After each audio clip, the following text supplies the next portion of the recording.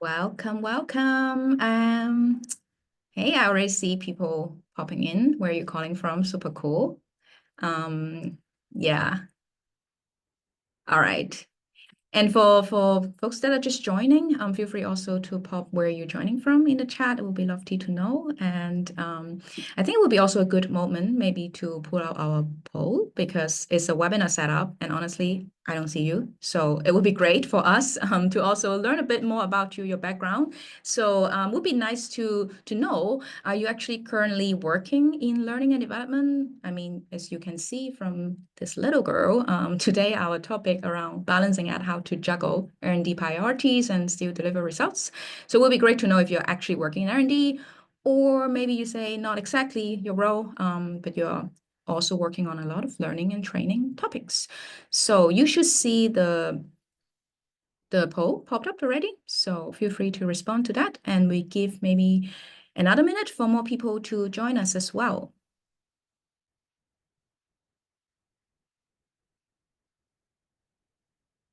I feel like, am I the only one joining from Europe today? Oh, no, just got someone joining from Berlin as well. Awesome. Yes, we were in the same city. Deborah. Yeah, we know Amazing. it's late in the day over there, so we appreciate you joining. Yes, it's an after work webinar. Gaining knowledge. Love that spirit.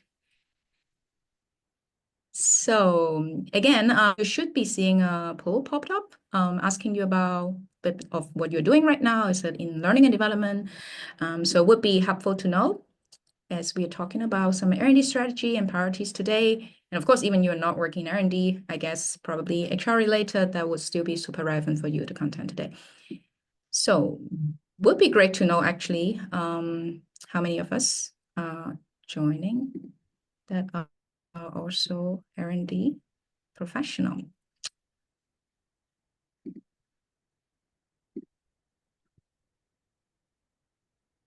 So let's see if I can see the results.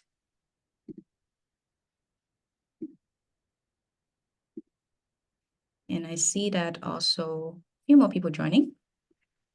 So I think that's a great moment to also start because I think that's an interesting question. Maybe a lot of you also that even though you're not working directly in learning development, you're still working on something that is learning related for your role, which is something very similar to me. So I think it's the time to introduce myself. So I'm Kelly from the Leapsome team, and I used to work in R&D before in my last role. So right now, I'm working at Leapsome as a go-to-market enablement in the go-to-market enablement team with the focus on CS enablement, doing CS training and so on. So even though I'm not in the R&D team officially anymore, but basically everything I do is like learning related, learning topic. And I definitely can relate about this like juggling priorities as the little girl in the last slide, both in the past and also right now, especially right now, I feel like with the strategy that we always have to adapt to. So through the process, I also really learned how important partnerships are. And I assume you're all joining here today are Leapsome's customers already. So I'm not going to give you even more introduction to Leapsome. You probably know very well already. But having good partners are really important to tackle all this like challenges together. So I'm really happy that Christina is joining us today from Ethena. So maybe Christina also share a few words about yourself so we all know you more. Absolutely. Hi, everyone. Thanks so much for joining today. So like Kelly said, I'm Christina. I am the head of partnerships over at Ethena. We are a partner of Leapsome's and we offer modern compliance training and tools. So excited to tell you a little bit more about Ethena, but kind of what brings me to this conversation is I have worked with a lot of customers in the HR space, the people space, the learning space. And so from that, I've really learned, right, like what are some of the challenges they're facing? And then being on the training side, have picked up, a couple tips and tricks to share to help with that juggling act of, investing where it makes sense and maybe not where it doesn't. Yes, totally. So today, Christina and I, we are really here to share the challenges that we both have faced in our experience and also maybe what works so far for us. But again, we see that you're already like getting in the chat. Even though it's a webinar, we still want to make it as interactive as possible. We will be dropping you some questions or inviting you to share your experience from time to time. Of course, the aim is to discover the strategies together. And yeah, feel free to also share your experience and challenges as well. So yeah, thank you. And if you have any questions during today, feel free to use the Q&A bot, and we definitely will have some time at the end to address that. And yeah, so before we actually dive into the solution problem-solving mode, I guess Christina and I, we both are like eager to share. I think it would also be nice to just take a step back and again highlight some challenges that many of us here today are facing nowadays. I mean, I'm sure you are not, it's not foreign to you that the new reality for HRs. We hear a lot on budget cut, and also teams are being asked to consolidate tools. And unfortunately, even some HR teams, they also got reduced in size. And these findings, of course, with layoffs and hiring freeze, were also coming from just relatively freshly end of last year with our Leapsome workforce trend report. So we interview over 2,500 professionals, HR professionals across the US and Europe. So these are really the evolving priorities and concern coming out from a lot of HR teams actually. And on top of that, on top of this very tight budget and reducing team size, we also observed that a lot of these layoffs and hiring freeze actually also happen quite at the top layer of the organization, which leaves the middle managers kind of a gap to fill in terms of leadership, right? Meaning that they are overseeing larger teams and, of course, having even heavier workloads. So apparently, this is like more than ever, the managers need our support for them to drive results. While on the other hand, when we look at employees, of course, they are still very eager and seeking for opportunities to upskill. And one huge topic it's not a new terms anymore, right? Everyone is hyped about AI. Employees definitely also want to learn about AI, but at the same time, we cannot neglect the fact that the fear of job security is still a real thing. So AI definitely is a game changer for HR people team. Always, we also have to play the role of gatekeeper, right? We have to stay cautious. We also have to make sure the adoption of the company is really ethical and compliant. So that's also ways a lot of questions and probably prioritizing this for a lot of HR team as well. So I'm curious, like so far, how are you all resonating with this? If for this like 3-4 challenges, is that also something that you feel like you are facing in your organization? If so, can you give me a plus in the chat, either an emoji or maybe the symbol? So we all know that we are not at home, like we are in this together. So if you're also facing similar challenges at your organization, please give me a plus in the chat. So we would also know if these are the challenges that you're facing. And if not, of course, if you're facing other challenges, also feel free to put it in the chat so we also can learn from you. So yeah, so waiting for some response to come in. I think the common understanding, and there's no doubt that HR team everywhere right now is quite stretched, especially learning and development. And if there's even one team called learning and development at your organization right now, I checked back the pool result, even though not most of you are actually not exactly in the role of learning and development, but you're working on those learning topics. So I guess we have to wear different hats now in HR. I guess it all also come down to one big question that we also want to solve together today, which is how can people teams to do the most with the fewest resources while still being able to keep up with high quality, engaging learning opportunities for your employees, right? Of course, you don't want to discount on those opportunities just because your team is stretched. So can we be more creative? Can we find some solution around that? So that's the big question that we're gonna try to solve together with Christina today.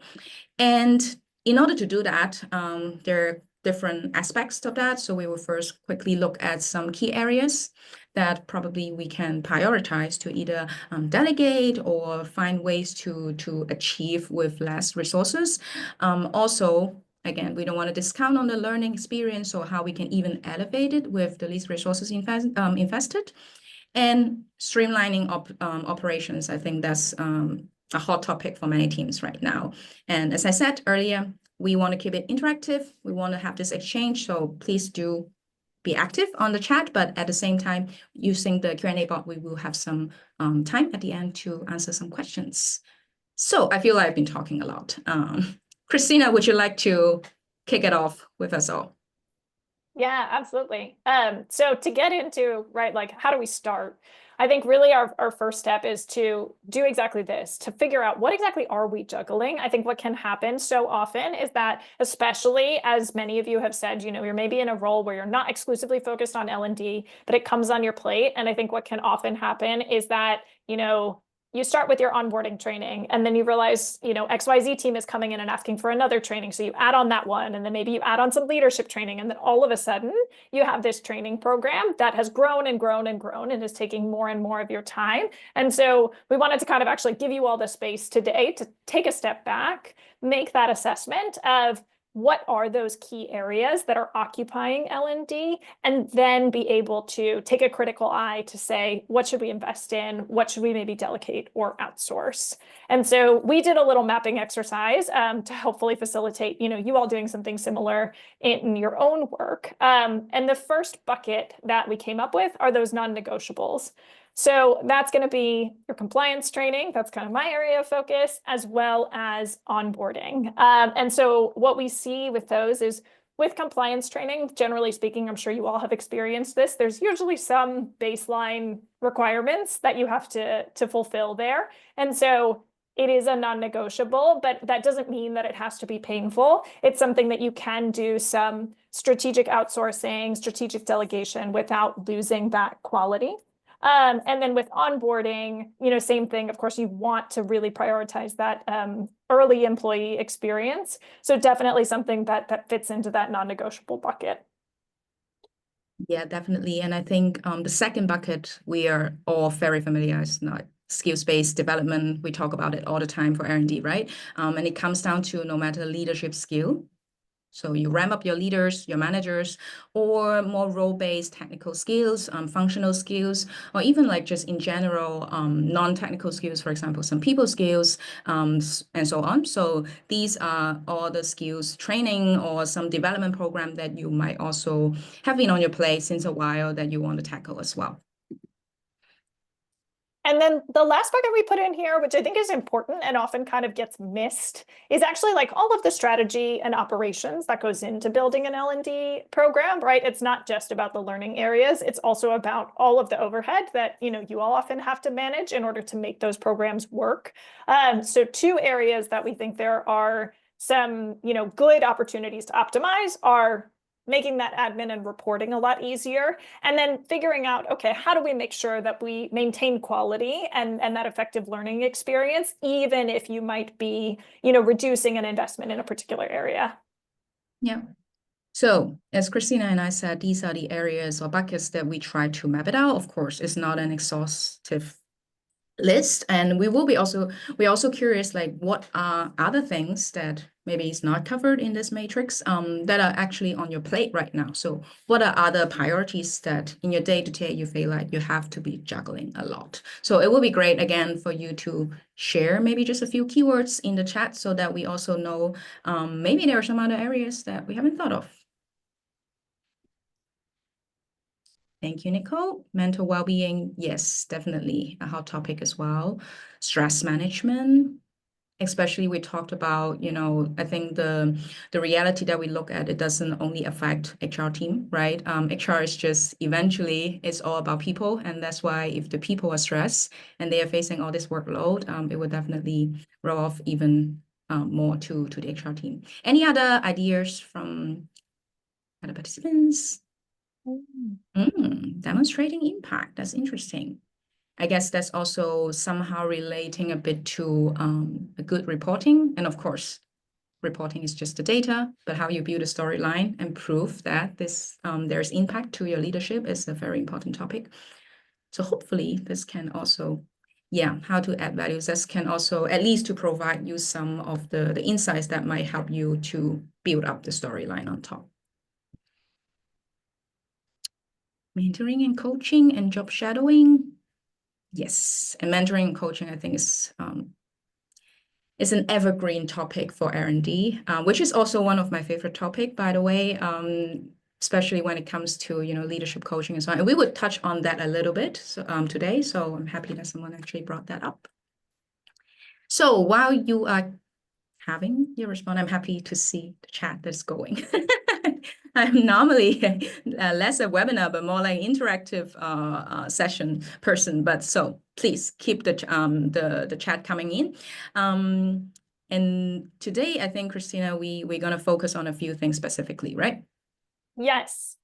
So you can see here we have a lot that's highlighted in green. And the reason that we have highlighted these areas in green is because we think that they are sort of ripe for optimization. We'll do a little bit of a deep dive into each of them to talk about, like, are there areas you can outsource? Are there areas that you can kind of refine to make them easier for you, build in some automation? But in general, the kind of, I think, overarching thesis for everything except for that technical skills bucket, and I'll call out why, is that these things can take a lot of time to create in-house, and obviously also a lot of skill and talent to really do it well. But that like having good partners and good tools and automations can save you a lot of manual work.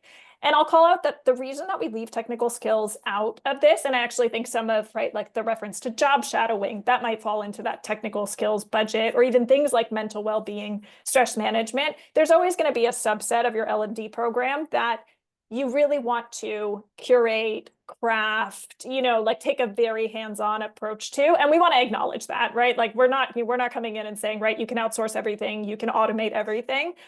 We see a lot of opportunity for it, but the hope is that when you're able to identify some of those opportunities for the green, that leaves you space in the purple to like really dig in, get creative, solution more closely.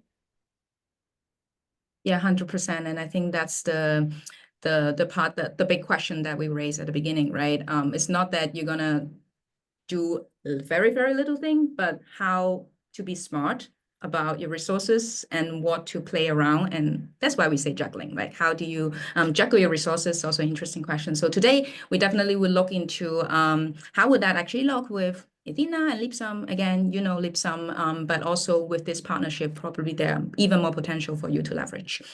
So let's just then dive in because it comes to definitely probably not my favorite topic, but it's a very necessary topic, which is compliance training. And I would explain why.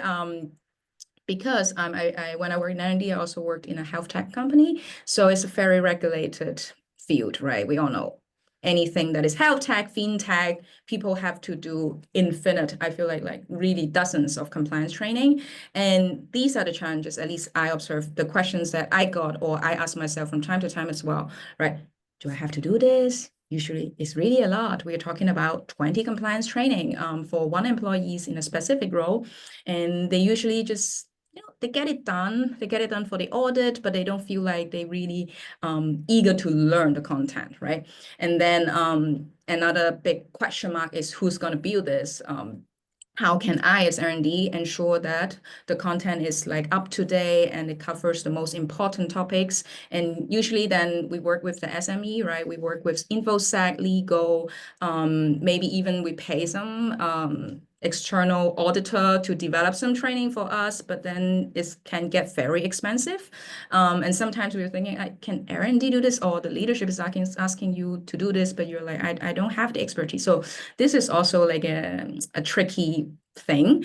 And of course, at the end of the day, I'm saying, I have to admit, but Christina's going to give us some good solution, which is sometimes still, when it comes to compliance training, a lot of company, including my experience in the previous one, also it can get very, very technical, right? SOPs, you read and understand. And then sometimes I also question about the knowledge retention, how much actually people getting from the content.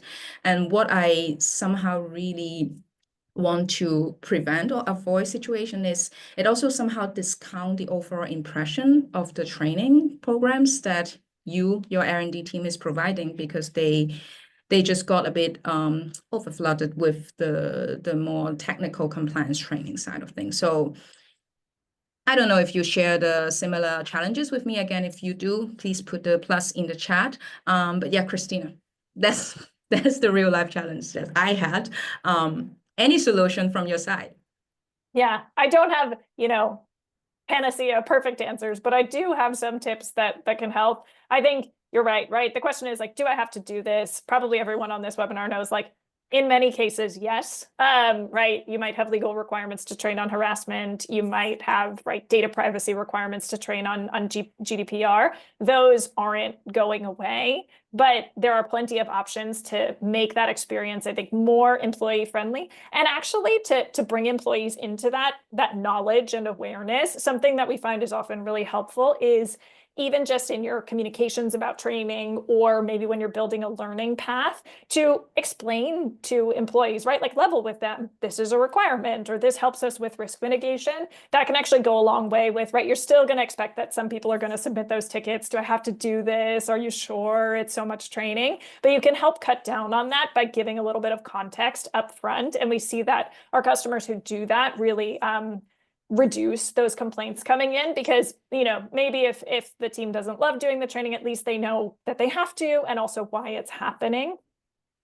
In terms of covering the right topics, so definitely I think this is where actually outsourcing your compliance training can be a big advantage. The legal landscape is changing so often, and for example, a company like ours, it is literally our jobs to stay on top of all of these updates and then seamlessly update our training so that you don't have to think about, every nth change to the law. That might mean, now you have another state that has required harassment prevention training or something like that. And so working with an external partner almost allows you to use them as the SME instead of feeling like you need to constantly be, researching those changes, adding new courses, things like that, creating new training. And then in terms of this last question of can it be more fun? The answer is yes. Again, not a perfect yes. I think probably none of us would come in here and say compliance training is my favorite type of training to do.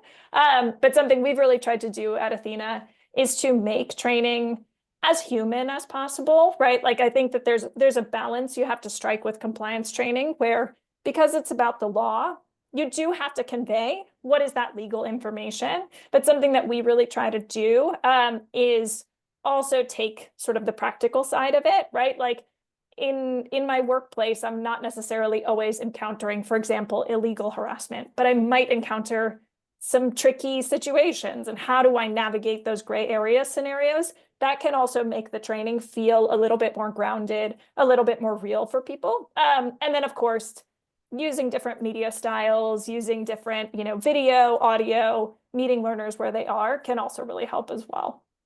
Yeah, I can totally just like plus second to your point on the relate, like if you make the training content also more relatable, examples more relatable, definitely it's better for them to learn, and they don't feel like this is just, oh, in case that happened and that would never happen, that kind of example. It's not the most helpful. That sounds really exciting. I know you're going to tell us more about that, but at the same time also want to pull out the second poll to just have a sense of how are you all dealing with compliance training right now. So are your compliance training rather developed in-house, everything like what I said before in my last company, most of the time, or you also outsource your compliance training? So mostly in-house, mostly outsourced, or 50-50, right?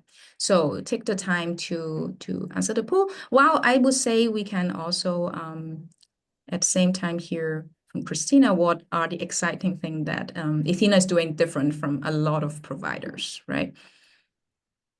Awesome.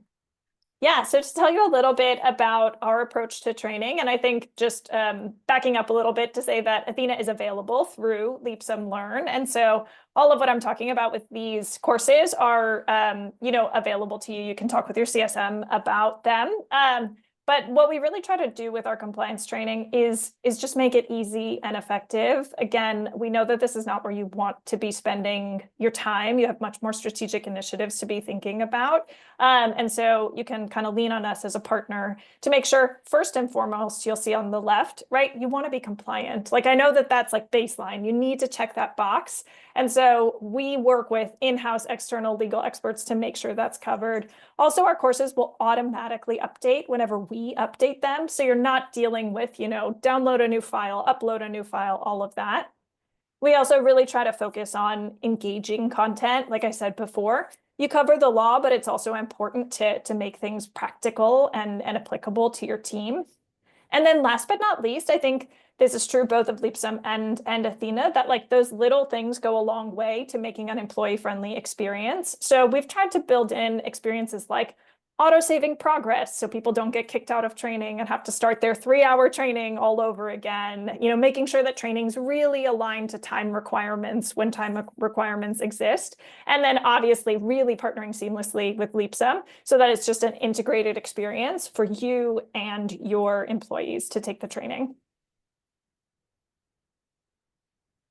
Here's an overview of our course catalog. So you can see we're really covering kind of all those common compliance topics in the course catalog. A lot is available there. So just wanted to call this out. We'll get into a little bit later about some of the most common topics that we see in use, but wanted to make sure you saw, you know, what's available as it aligns to your needs.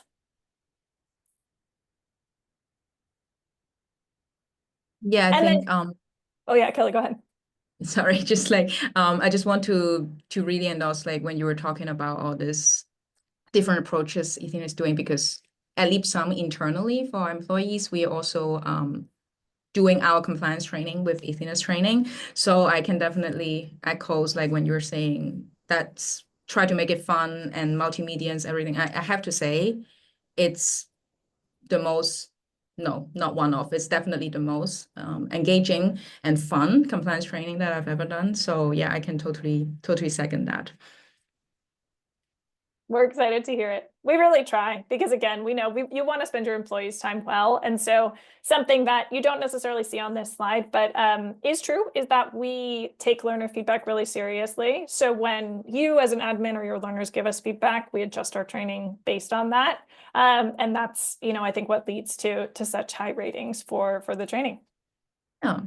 And it's interesting, I saw from the poll result we just asked, it's really 50-50, right? 50% of us are more like doing it in-house, and then 50% are doing it outsourced. Of you are doing 50-50. So basically we are draw here. So for those that maybe you're still doing things in-house, of course, you have your reason doing things in-house, but maybe after today, you can also think about, would these be also exciting compliance training that you would like to add to your catalog, I guess. All right, so we're working through our matrix. We've kind of talked through the compliance training component. We've also talked through some ways that, you know, if you select kind of that trusted partner and feel like, okay, they're hitting a content quality bar, even if you're outsourcing, you can still maintain that effective learning. And so next up, we're going to move over to the topic of onboarding. So in working with a lot of customers, because Ethena does compliance training, the customers that I've worked with are, you know, obviously rolling that compliance training into the onboarding experience. And I've heard a lot of challenges that come up that are sort of, you know, mixed and varied. And it's some of them you see here on the screen, right? Onboarding is like very exciting for the new employee, but on the back end, the work that you all are doing is often very tedious and also very detailed. And so there are so many moving parts, and you're trying to make sure that it's a smooth experience for that employee, but it's a lot to manage. Sometimes for the employee, it can be overwhelming. There's so much to do, you know, it can be quite difficult to figure out, right, where am I in the onboarding journey? What do I need to do next? You know, what should I be focusing on now? Those are the types of challenges that employees are sometimes surfacing. And then for you all, I know someone had called out in the context of broader L&D initiatives, but being able to track how things are progressing specifically with onboarding, make sure that the onboarding journey is effective, really figuring out how do I know where people are at, and how do I know maybe what I need to change in the future? Yeah, definitely. And I can, yeah, all these challenges in the R&D team definitely have experience. And what I've learned so far, what would work, or at least to try to tackle these challenges, I think automation is definitely a big topic. And I would really say like automate as much as you can. And definitely you need some good tools to support you that. But as Christina already mentioned a couple of times, while you are saving time on some topics, it actually gives you more time to, for example, work on the content to make the onboarding even better, make the content even more up to date and relevant for your learners. I remember back then that was also you know, a big project that I really wanted to start on a more like a customer journey interactive onboarding journey. But I just never had the time because when it comes to onboarding, just the admin part already taking up a lot of my capacity. So that would definitely be something that I would say automation. And then when it comes to this overwhelming, we all have gone through starting with a new job as well. But I think giving this really step-by-step guide that is also visible for the new joiners, definitely going to help them to follow and feel less overwhelmed. And you kind of collect different resources, no matter it's like presentation, document, or recording of a session. Then you just collect it in one path, step by step, to make it easier to digest as well. And yes, Christina already mentioned about progress. And I think the progress sometimes is not only important for the new joiners, but also for their manager to know. And of course, when it comes to compliance training, which is also a very important part of onboarding, then the reporting on this statistics are also very important. So with that, I guess, given that you are all using Leapsome, I'm not sure you're using the Leapsome learning module as well. From my experience, and I have to say in my last role, even before I joined Leapsome, I was also using Leapsome at our company. So I would say like the best combo to tackle this onboarding challenges, which sounds very tedious, but you can actually tackle it quite well with the combo of the Leapsome learning module and the workflow, which is available to all customers anyway. So you don't have to have a specific module for that. And how that would work and support you is, as I said, automate as much as you can. You can automate all this enrollment, not just depending on the team, right? Which team you enroll, which specific training, and also with the workflow, you can create checklists to make sure not only the new joiners, but different teams or the managers also, you know, get all the things that they have to do for onboarding done, and you don't have to nudge them one by one. And again, the time save, you spend it on content improvement, right? And Christina also mentioned what is special about Ethena training as well. I think this like our expansion span is like getting shorter and shorter nowadays. Unfortunately, that's the reality. And we really want to also encourage, at least the philosophy of how we design the learning module is also to encourage more like structured bite-sized learning. So with the learning modules, you can create a structure to a learning path. For example, I give an example here. Even within Leapsome, you know, we have a Discover Leapsome learning path, and you have it like step by step. And no matter you want to put in a presentation or recording, then it's very easy to follow, and you make it as bite-sized as possible, so easier for your learners to digest. And already mentioned about reporting, and someone also mentioned earlier to prove the value of R&D, or at least I think, as I said earlier, data are just numbers. How you translate those data into insights, that's the part that you have to do. But my experience is sometimes even collecting that data already took so much of my time. How would I have time to transform that into insights, right? So with Leapsome Learning, which is something really easy, is I also have a screenshot here.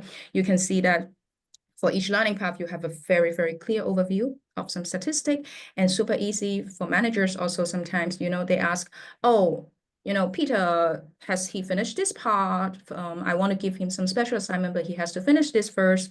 Then you can also quickly, you know, filter the new journal and see the progress. So making it really easy for you. And as I said already, for audits like HR, we all also have to do audits at least once a year or couple 2-3 years, a bigger one. So when it comes to audits, pulling out the reports of, you know, audits completion and everything. I remember back then I even have to calculate the completion rate manually on Excel. It was a lot before the audits, but with Leapsome, that's easy. Like you just have to export the report and then it's there.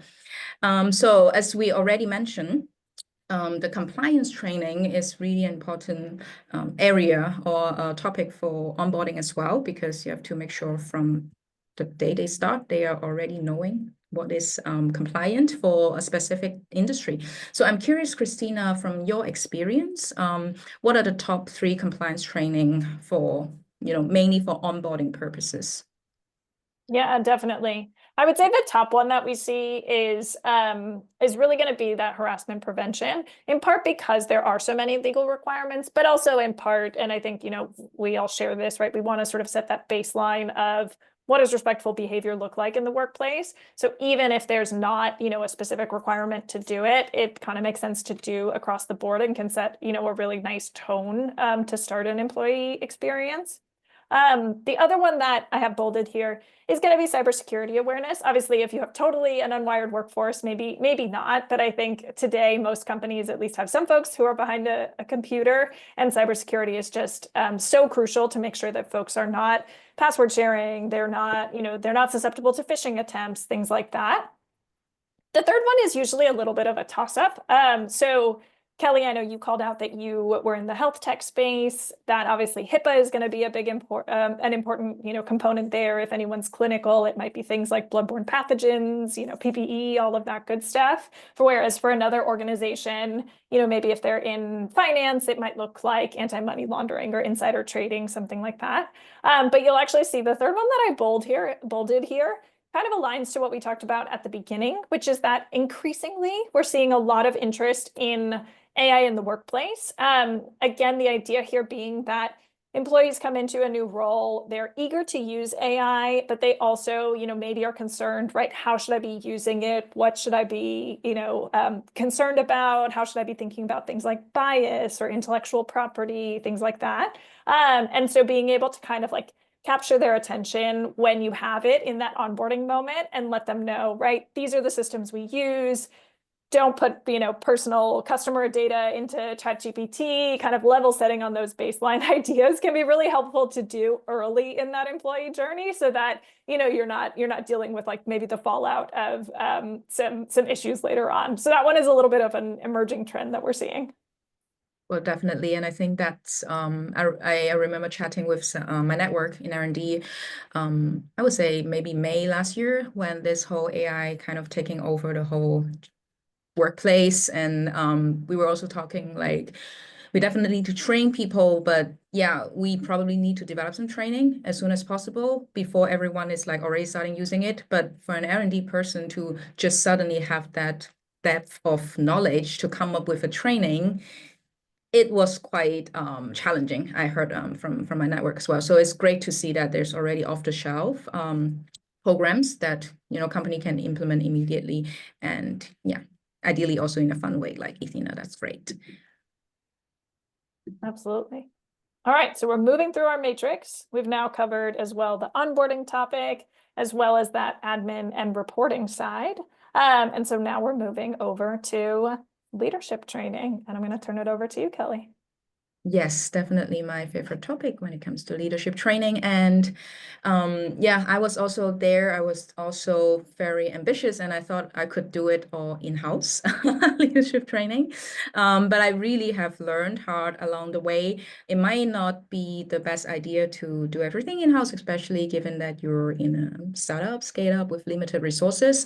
So I have dived quite deep into looking at different options, right? And usually out there when it comes to leadership training or development, one of the top thing comes to mind that is relatively easier is like to have those learning platform subscription like LinkedIn Learning. They have a lot of leadership training already there off the shelf, and there are also some more dedicated leadership off the shelf program. For example, a lot of leadership academy, different types that you can just send your managers to for 2 days offsite, or 6 months program, as much as you want, as much as you can pay for. There are many options. And someone also mentioned about mentoring coaching, and I think that's also a very important topic when it comes to leadership training. So having especially leadership sometimes touching on also some sensitive topics within the company, so having external coaches would be some good options as well. I mean, options that we have explored. And yeah, and of course, each of them, they have the pros and cons, and it's hard to say, which one would be the best solution. And I don't believe that there is like one solution here. So as I said, again, for the learning platform subscription, something like LinkedIn Learning, Udemy, it's definitely super easy to implement. So you just basically buy the license, assign them, you're done. You can, but what I learned is it's actually not very effective, because the training catalog is just too huge. And a lot of time managers just got too overwhelmed. They look at it, oh, there's like 10 maybe even 10,000 training on how to give feedback. So where should they start? Where to focus on? And I think at the end of the day, it still take you time to curate and guide them which one to do. So it's not saving as much time as we thought we could have. And for those off-the-shelf program, again, ready to go. You don't have to worry too much about it. But then the con is when we look at, it can also get quite pricey. And when you compare the price and quality, they are also usually less tailored. You can't really tailor everything. They might adapt a bit for your company if you're big enough and pay enough for a specific program, but still. And also, I sometimes find that for those programs, the blended learning approach is somehow still missing. When I'm saying blended learning, is like what Christina mentioned earlier. You have multimedia, but at the same time, it's not only about a self-paced learning training or courses, but you also have, some live sessions, while you also have some practice and ongoing, not just with them. So this is something that off-the-shelf training usually can't fully fulfill. And when it comes to external coach, I personally really think that is one of the most impactful way to develop leader is to help them to have a coach. It's the most personal for sure, but it can get quite expensive over time, especially if you're investing in individual coaching for every manager in your company, right? And usually coaching takes a bit of time to see the effect. So you also need to have good references to have the good coach, of course. So what we did before, and I found it really effective and efficient as well, is to have external coach to do some peer group coaching. So you don't have to pay, for every hours that they are doing individually, but you group them in a group. So this could be some good options. And as I said, it really depends on where your organization is standing right now.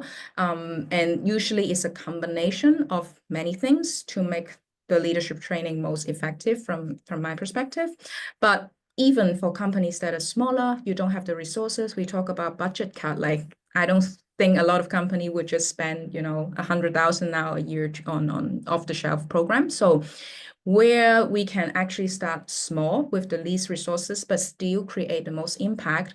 And I don't know if all of you are aware of as the using Leapsome. So on Leapsome, we actually in the Learn module, even you are not using the Learn module, you will also have access to that. Is something we call the Leapsome Academy. So I see it really a quick and easy way to get started to offer leadership training for your managers for free. And it's for free for all Leapsome users. So even you don't have the learning modules, you can benefit from that. And the goal of developing this trainings or offering this for free is really to help you to build better managers. So the trainings there are covering the most core basic leadership skills. I will show you in a second some examples, and mostly preparing more junior managers to get ready in their role.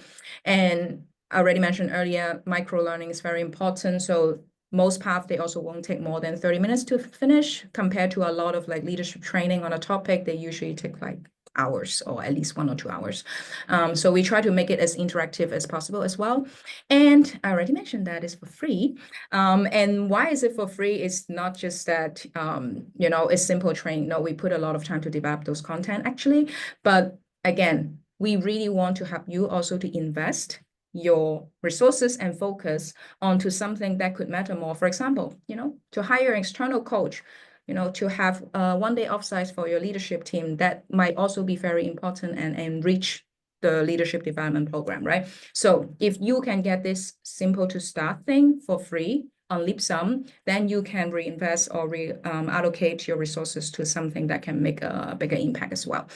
So what are some examples of the courses that we are offering on Leapsome Academy?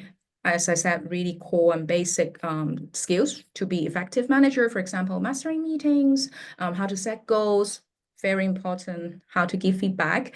And again, as I said, if you're IC preparing to be a people manager, we also have a specific path for that. And something exciting, which kind of great, because you have heard Christina talking a lot about how interactive, how engaging, and how, also for me, that as a learner, we love Ethena's content. We just also launched one learning path together with Ethena. So this is specifically on performance management. Guess also a good timing because I mean, Leapsome, we are also doing performance review right now, beginning of the year. So maybe that's also relevant for you and your organization. But anyway, as I said, because it's for free, Leapsome Academy, so you would also have a free taster of the Ethena content, the style, and how, you know, we are actually they are actually approaching when it comes to this micro learning experience. So if you check it out and maybe also ask a few of your managers to check it out because they're going to benefit from the content anyway. And if you like it, if you like the style, then of course you can further check out other courses like Christina mentioned, those compliance focus courses as well on our marketplace, or just reach out to our CSMs and then they will be happy to support. So I think we can also have a deep link of that specific training with Ethena in the chat. So you can already click on it as long as you log into Leapsome. It would bring you directly to that training. So once you enroll, you don't have to do it today. But then in the next few days, you can get a taste of how the Ethena training would look like. So yes, we're going to pop the deep link to that training in a second in the chat.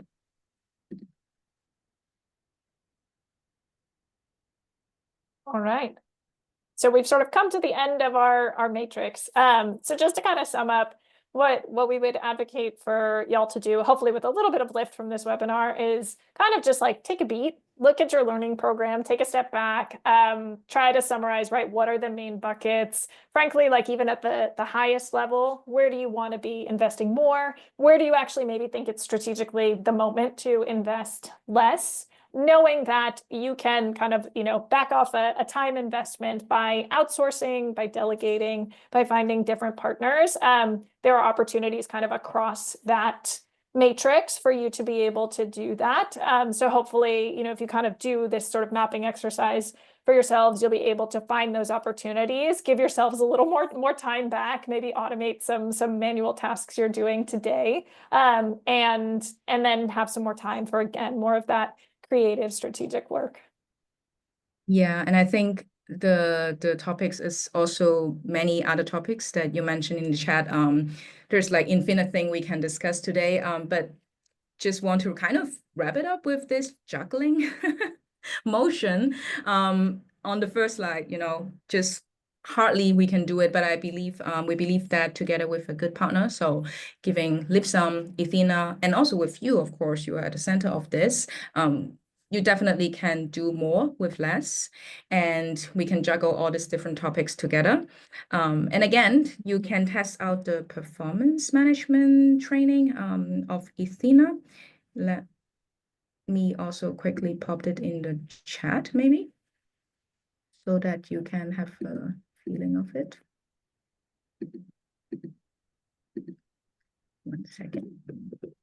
So there you can access the course and check it out at your free time. And if you are interested again in any further training by Ethena, feel free to reach out to your CSMs. And also at the end of the session, before we jump into the question part, I want to also remind you that we will have a survey. Oh, the survey already popped up, but you don't have to fill it out right now. Take your time, but it would be great to also hear from you. How do you perceive today's session? Was it helpful for you, and how we can do better? Because we would love to offer more different opportunities to share our experience with you, but also, of course, to learn from you and exchange from you. So maybe we should take some time, and I think we're good in time to take a look at the questions. What are my questions? So Kelly, I can read out the first one. It looks like the first one is, how does the training required across different states differ? This could be, frankly, a webinar topic all on its own. But I would say there are about like 6 or 7 states, specifically in the US. I know not everyone is joining from the US, that do have particular requirements for harassment training specifically. And those, in some cases, a state maybe just requires that you do training. In other cases, the requirement is that, so say in California, individual contributors need to take 60 minutes of training, and it has to cover certain topics. And then your managers need to take 2 hours of training and it has to cover certain topics. So there's sort of a spectrum of how stringent those requirements are. But fortunately, what is kind of built into the Ethena and Leapsome partnership, Ethena basically has course tracks to meet all of those state requirements. And then it's really easy to roll them into learning paths for those specific folks in places where there are requirements. So I think what's really helpful is that a lot of this is already either built into Leapsome or your CSM has seen it before and can help you structure things in the right way to make sure that you're meeting those requirements. Yeah, and I mean, I know within CS, we also got this question quite often from customers, and I mean, also looking at the customers and clients that Ethena is serving globally, and a lot of big clients that have offices across the globe as well. I'm quite confident that the training would. I mean, we cannot say like 100%, right? But in most cases, it should be covering different states or different locations as well. So I see the second.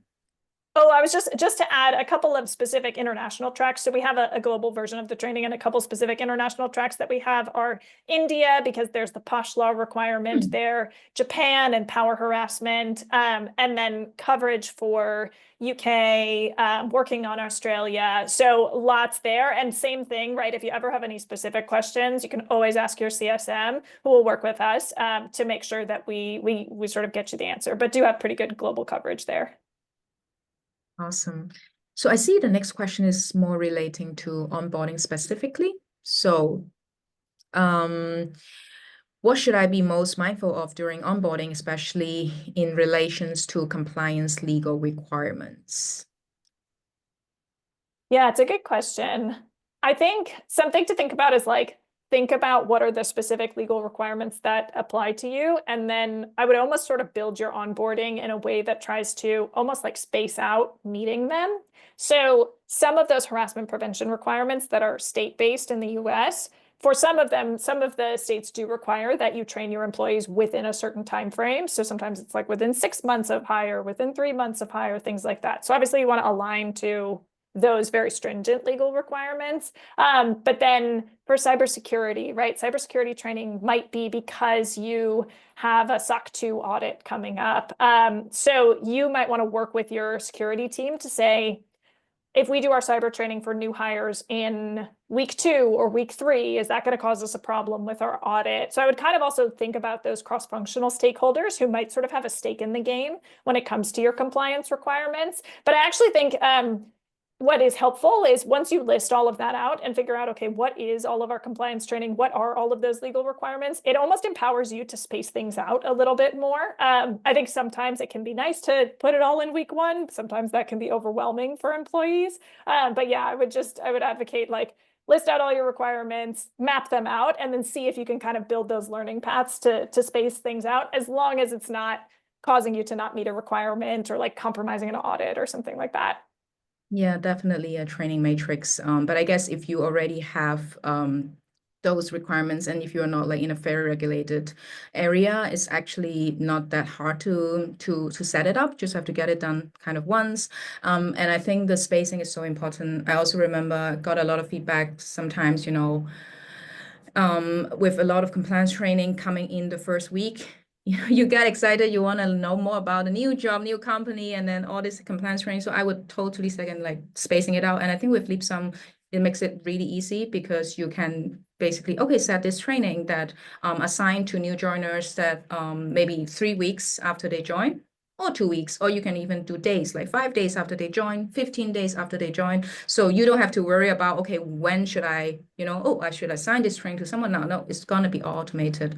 Just back into this spacing, you know, enrollment administrative work with Leapsome Learning is going to be really easy.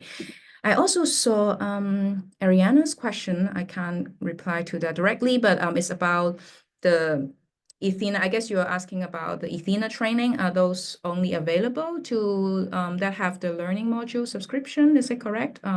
So yes, for the Ethena trainings, that the compliance trainings of Ethena, you need to have the learning module subscription, because then you will be able to access the marketplace. And from there, you can select from this catalog that Christina just showed you. any trainings that you want to get there, and then just get in touch with your CSM, and then you would have that, because you need the learning modules, because you basically need people to do the training, right? And in order to do that, they need to go through, they need to click onto the learning modules. But if you are referring to the Leapsome Academy that I showed at the very end, those leadership training, and also the training that is the performance management training with Ethena, that one you don't need the learning module subscription. So that one you can do it also, any Leapsome user will be able to find it. And yeah, because that's the thing, like we want to make it accessible to many of you so that you can allocate your resources to the best and build up effective managers. And, you know, from there, you can have a taster for Ethena course if that's really interests you. If the learning modules, you will have an experience as well through that Leapsome Academy. If that's something interests you, then you can consider adding that to your platform as well. Thank you, Irina. Just wanted to ask if that answered your question. So yeah, feel free to reach out to your CSMs, and of course, even offline on LinkedIn, if you have specific question, I would be also happy to answer. Any other questions from the groups? I don't see anything. I think we answer everything on the Q&A board. Otherwise, I think it would be great also to give 3 minutes back to you. And thank you again, everyone, for joining us today, being curious about what we are offering. And also, of course, Christina, great partner, no matter being Ethena and Leapsome, but also on this webinar was amazing. So thank you again, and hope that our CSMs will be talking with you soon. Thanks, everyone. And thank you, Kelly. Thank you. Bye-bye.